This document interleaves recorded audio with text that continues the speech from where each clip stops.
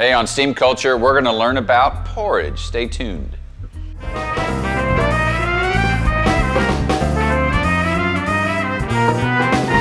Please, sir, may I have some more? Porridge. Now, porridge is what my mom used to call it because she's English ancestry. I just call it oatmeal, but I used to eat the stuff every day in the winter because I grew up where the snow flies. Now, different kinds of oatmeal if you're an oatmeal eater, and if you're not, we'll give you an education here.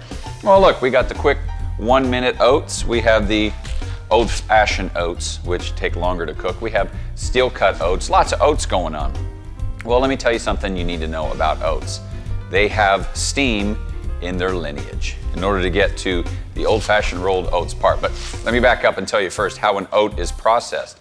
Well, they come out of the field, like a lot of things. They get cleaned, then they get de-hulled. You got to get that outside shell out. Then you're left with what's called a groat, G-R-O-A-T. And that's where the decision has to be made at that point. What kind of oats are you going to have? If you're going to have a steel-cut oat, they're just going to chop that groat up into little itty-bitty pieces. If you've ever seen steel-cut oats, they look like little rocks and stuff like that. So that's just basically a chopped up groat. However, if you want a rolled oat, you have to take the gur out of the oat.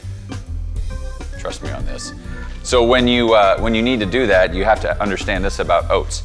Oats actually have some kind of lipid or enzyme in them that make them very unstable. They don't have a lot of shelf life. They'll actually go rancid. So the way they do that is they heat the oat up, or the groat, excuse me, up to about 215 degrees with live steam.